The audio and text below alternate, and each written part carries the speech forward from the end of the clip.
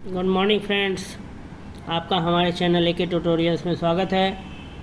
अब हम जो टॉपिक डिस्कस करने जा रहे हैं उसका नाम है निर्णय लेने की प्रक्रिया, डिसीजन टेकिंग। कि किस तरह से हम डिसीजन लें, किसी भी चीज़ में निर्णय कैसे लें। निर्णय प्रक्रिया एक तरह का समस्या समाधान है। निर्णय डिसीजन लेने का जो प्रोसेस है वो एक तरह का क्या है, समस्या का समाधान है, जिसमें कई विकल्प होते हैं, बहुत सारे ऑप्शंस होते हैं। उन विकल्पों में से चुनाव कर हमें एक निर्णय चुनना पड़ता है। उन ऑप्शंस में से ही चुन करके हमें एक निर्णय चुनना पड़ता है। निर्णय प्रक्रिया में अनिश्चित घटनाओं की संभावनाओं से संबद्ध पसंदगी सम्मिलित रहती है। निर्णय प्रक्रिया में अनिश्चित घटनाओं की संभावनाओं से संबंध पसंदगी सम्मिलित रहती है। निर्णय प्रक्रिया जो है उसमें अनिश्चित घटनाओं या संभावना से जुड़ा हुआ पसंदगी से जुड़ा हुआ है। निर्णय प्रक्रिया में कुछ ऐसा स्पष्ट नियम नहीं होता है जो व्यक्ति को यह बता सके कि उपलब्ध सूचना से निष्कर्ष की ओर किस तरह बढ़ा जा सकता है। निर्णय प्रक्रिया में कुछ ऐसा स्पष्ट नियम नहीं होता है जो व्यक्ति को यह बता सके कि उपलब्ध सूचना से निष्कर्ष की ओर किस तरह बढ़ा जा सकता है। इसके बावजूद व्यक्ति एक विकल्प को अंदाज से चुनकर समस्या का समाधान करता है।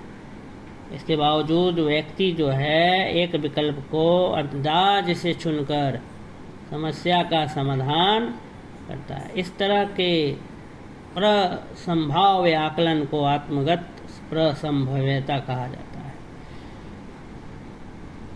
तो डिसीजन लेना, निर्णय लेना किसी भी चीज़ में, उसका प्रक्रिया के बारे में यहाँ बातचीत किया जा रहा है कि कैसे हम निर्णय लेते हैं।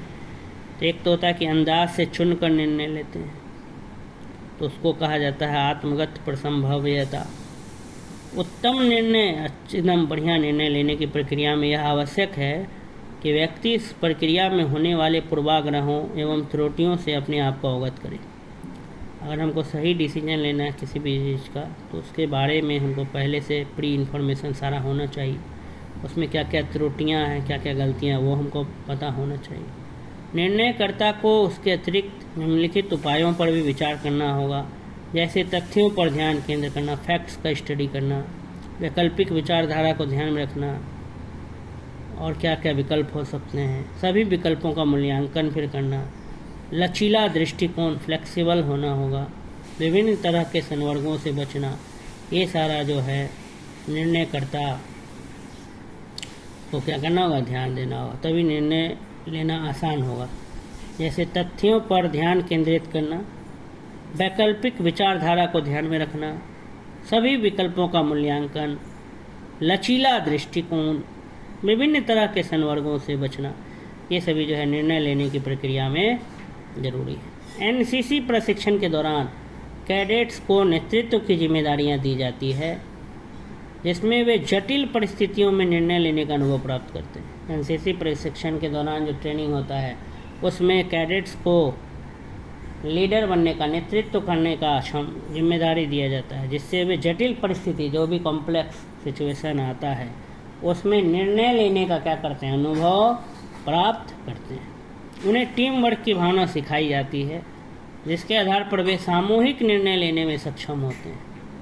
कैडेट्स को अनुशासित होकर चिंतन और कार्य करने की शिक्षा दी जाती है, जो निर्णय लेने में सहायक होती है। एनसीसी कैंप कैडेट्स की समस्याओं का विश्लेषण कर, उनके विभिन्न पहलुओं पर विचार कर तर्कसंगत लॉजिकली निर्णय लेना सिखाता है। सार्थक हम यह कह सकते हैं कि एनसीसी कैंडिडेट्स का प्रशिक्षण जो है, ट्रेनिंग जो है, उन्हें बेहतर निर्णय लेने की क्षमता क्या करता है, प्रदान करता है। बेहतर निर्णय ले सकते हैं। उनके ट्रेनिंग के दौरान बहुत कुछ सिखाया जाता है, उनको नेतृत्व की जिम्मेदारियां सौंपी जाती है। जटिल परिस्थितियों, एकदम कॉम्प्लेक्स सिचुएशन से डील कराया जाता है, टीम वर्क की भावना सिखाई जाती है, अनुशासित होकर के सोचना, कार्य करना की शिक्षा दी जाती है, समस्याओं का विश्लेषण करके उनके पहलुओं पर विचार करना, लॉजिकली निर्णय लेना, ये सारा चीज़ सिखाया जाता है। तो ये सब डिसीजन मेकिंग प्रोसेस का क्या है, पार्ट है। तो आप सभी को अगर यह वीडियो अच्छा लगा तो हमारे चैनल को लाइक करें, सब्सक्राइब करें, अधिक से अधिक लोगों तक पहुंचाएं। धन्यवाद।